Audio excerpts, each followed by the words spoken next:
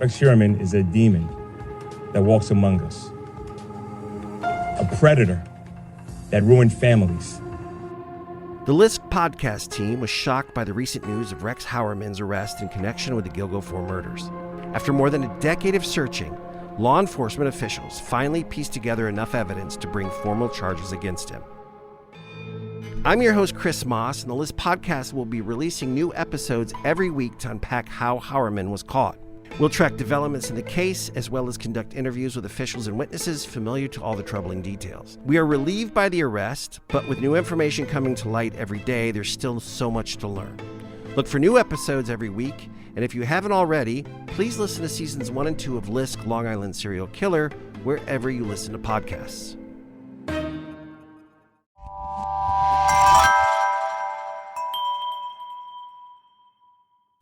Hello and welcome to this week's special episode of Who Killed? I've got more Sheriff Grady Judd coming at you. There was a crazy murder that happened in his territory where a father actually murdered his own son, a 16-year-old who was an 11th grader at Frostproof High School. Now, the situation here is pretty awful.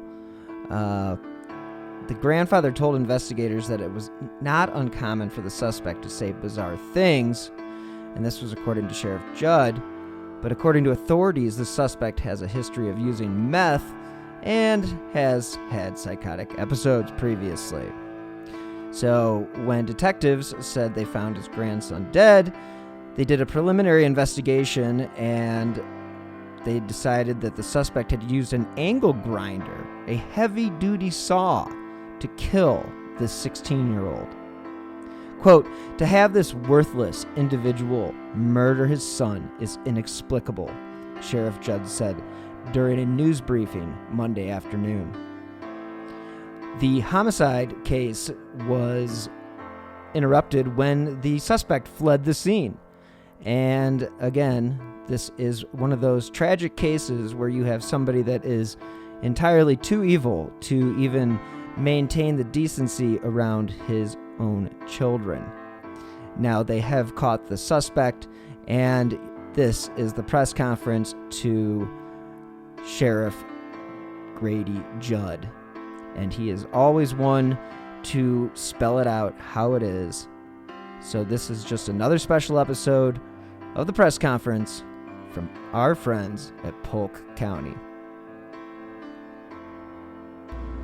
It's Labor Day afternoon. We're outside of Lake Wells, just west of Lake Wells, and once again, in just 8 days' time, we have another parent that has murdered their child, their teenage child who was only 16. Let me show you Stephan Thomas Rodda. Stephan Thomas Rodda is 37 years of age. He was living down the road here with his grandfather, Thomas Rodda, who is 65 years of age, and our victim, who is 16 years of age, and his parents gave us permission to use his name as Stephan Rodda. Let me first tell you about Stephan Rodda. Stephan went to Frostproof High School. His parents said he was in 11th grade. He was to start work next week at Burger King to earn money so that he could buy a car. He was also studying to be an electrician. That was his dream in life.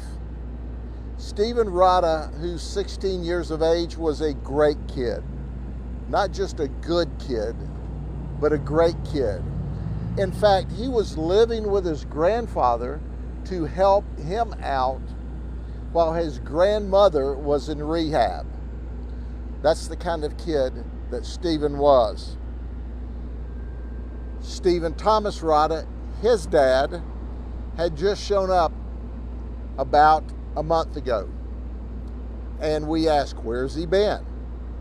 He's been in D.C., he's been in South Carolina, he's been in Ohio, He's been in Texas.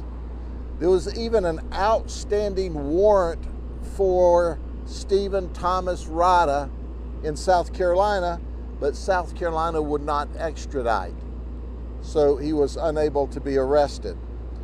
Well, on this particular morning, Thomas Rodda, the grandfather, left about 8 o'clock to go visit with his wife in rehab. When he returned home about 11 o'clock today, he was met outside by our suspect, his son, Stephan Rodda, and his quote was, "I wouldn't go in there if I was you. I killed someone. You may need to call the police." Thomas Rodda told us it was not uncommon for his son, Stephan Rodda, to talk bizarre. We are told that Stephan Rodda used methamphetamine since high school, and he has psychotic episodes. When Thomas Rodda went into the house, into the mobile home, there he saw his grandson, deceased in the dining room, kitchen area. And we know that it appears at the early stage of the investigation. And as we always tell you, the information we give you this soon after an investigation is the best information we have. It's certainly subject to change. But at this time, it appears that our suspect, Stephan Thomas Rodda, used an angle grinder to kill his son. It breaks our heart. There aren't adequate words to explain how horrific this event is. I've talked to the grandmother, the grandfather, the parents are here. And when you see and hear them talk about how wonderful Stephan Rodda, their 16-year-old son, was, how squared away he was, the fact that he was willing to live with his grandfather to help him out while his grandmother was in rehab, the fact that he was scheduled to start working at Burger King next week to earn money while going to high school, he was just a stand-up, stellar young man. To have this worthless individual murder his son is inexplicable. Our homicide detectives will continue to do their work, the investigation. We, by the way, arrested him because he fled from the scene after talking to his father, Thomas Rodda. He fled from the scene, and we caught him about a mile west of here on Highway 60. He was leaving the area. As I said before, he's been from Texas, South Carolina, Ohio, Washington, D.C. He moves around a lot. And after killing his son, he was leaving again. But our deputies, and you've heard me say they're the best there are any place, found him quickly and took him into custody. And when we took him into custody, he told our deputy, "You probably need to read me my rights." And that's exactly what we did. So he is in custody. The community's safe. We don't know yet why Stephan Thomas Rodda attacked and murdered his son, Stephan Rodda. That's under investigation. But our prayers are with the family. And I want you to know that the world lost a great young man today. We lost a great young man, and we've got an evil, evil man in custody, and we're going to do our best to see that he spends the rest of his life in prison. I don't know what else I can tell you. I'll try to answer any questions that you have. You know what we know at this time. Our crime scene detectives, as well as our homicide team, are at the residence. It was the warrant in South Carolina that was outstanding was some kind of resisting warrant, disturbance warrant, probably a misdemeanor warrant. We're still going through his criminal history. He apparently has criminal histories all over the United States. This guy has been nothing but a problem to society for a very long time, a very long time. And now he's turned a problem person into an evil person when he murdered his son and created a horrible set of circumstances for a loving family. Do you believe that had he been extradited back to South Carolina, that this would not have happened? Certainly, if he'd have been in South Carolina, if that warrant had been available nationwide, he wouldn't have been here today, we hope. Depending on when we found him and extradited him, theoretically he could have posted bond and come back. So that's really a hypothetical. But listen, it's not uncommon for different states to say, hey, we've got a warrant for this person, but as long as he stays out of our state, we don't want to come get him. And that's true on minor charges, and apparently this is a minor charge. We're looking to see what his criminal history contains, and once we run all that down, then our PIOs will release that later on. But we know he's got an extensive criminal history. We know that he's an evil, evil person. We know that he murdered his son today. And that son was a beautiful 16-year-old person, a beautiful 16-year-old person who was just a great kid. Did the family report him having a violent history? Excuse me, I can't hear you. Did the family report him having a violent history? The family has reported that he's psychotic. He's got a history all the way back to high school of using methamphetamine. I don't know that about any Baker Acts or mental health evaluations, but he's just an evil person. And you go, well, he might have had a mental health issue. Well, of course he did. People don't murder people unless they're nutso. So anybody who murders somebody has a hitch in their giddy up. That doesn't mean they're criminally insane. It just means they're evil and they're mean, and when things don't go their way, they kill people. So he told his father, hey, I've killed somebody in the house, you don't want to go in there? And then he takes off, he's leaving. But our deputies found him, and he's in custody. Do we know why?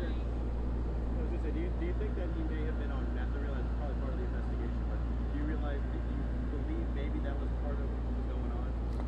We don't know why he did what he did today, other than he's a nasty, nasty, evil person. But that's part of the investigation. Was he on drugs today? We don't know. We're early into this investigation. This all started about 11 o'clock, and we're briefing you, 4.5 hours later.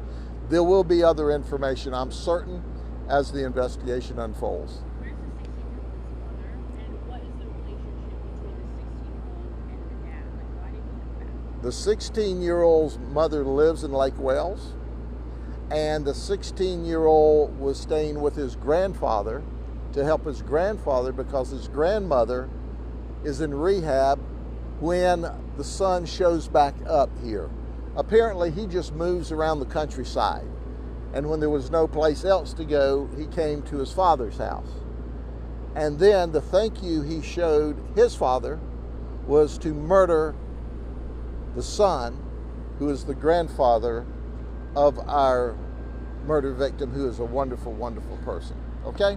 What exactly is an angle grinder? Is that like a... An angle grinder is a saw that you can use to cut various things. So if you search it up, it's a pretty heavy-duty saw. Okay? What do you guys hope to accomplish by having a mobile command center there temporarily? Yeah, our mobile command center always comes out. It's our mobile office space. And in there we have desks and chairs and computers, and this is where we go to get out of the Florida heat while we're doing a lot of work. There's no other way for us to get together. This mobile command center comes to all of our significant events. Okay? Was it a pretty brutal crime scene? You know, I don't think it's appropriate to discuss the crime scene at this point in time. And I say that for many reasons, most of all because of the family. Sheriff, is there a message that you want to send out to the community, given that this is the second time in a matter of 8 days that something like this happens? I've been in this business my entire adult life, and periodically I have seen parents kill children. I can't remember it happening twice in 8 days in my entire career.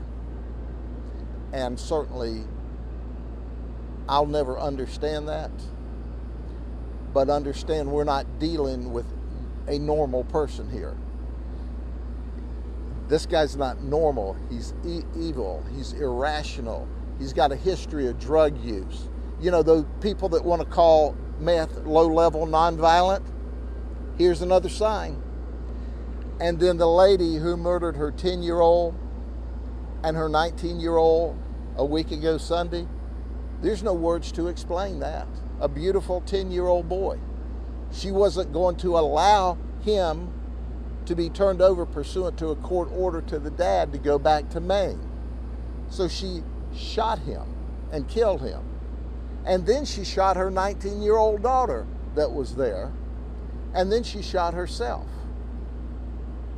So at the end of the day, these things are beyond explanation because this is not rational conduct. But irrational people shoot and murder people. Evil people shoot and murder their children. The rehab for grandma, is that like a physical issue? What, do you know why she's there? I don't know why grandma's in rehab. Okay?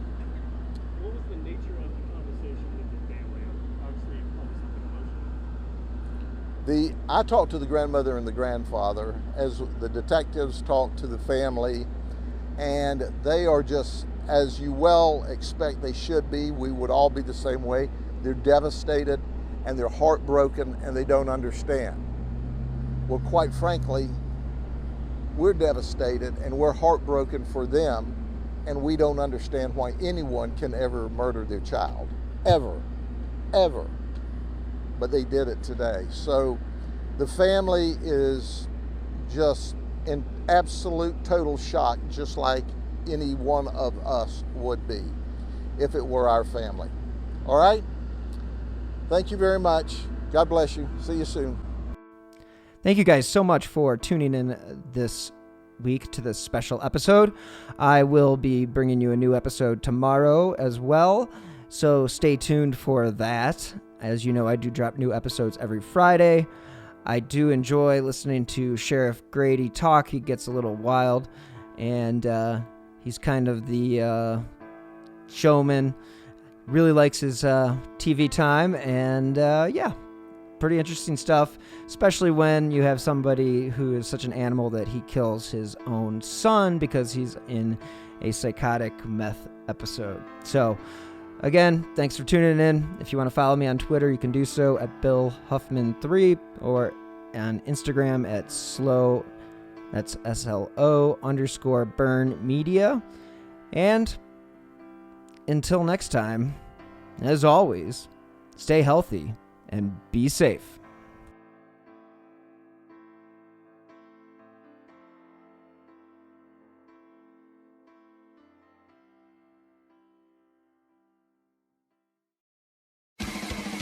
Science, science, science! Science, science! Hello, podcast fans. Want to get weird with us?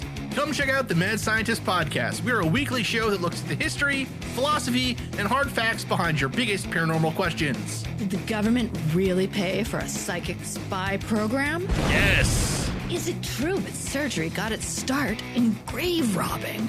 Yes! Can a roller coaster really kill you? Legally, we can't say so for sure, but sometimes, yes! Join myself, Chris Cogswell, and my co-host, Marie Mayhew, as we examine the science, philosophy, and history behind the strange and unusual. All to discover what's possible and plausible versus what's, well, just made up. Check us out wherever you find your favorite podcasts. The Mad Scientist Podcast. Coming up on 5 Minute News, I'm Anthony Davis. You might think it's partisan because maybe it's critical of one side or the other, but it's not. It's just the truth. truth. And I think that's also something that's kind of unusual for Americans listening to the radio or to podcasts, because the news landscape in the States has been so partisan for so many decades. So 5 Minute News is verified, truthful, independent, unbiased, and essential world news daily.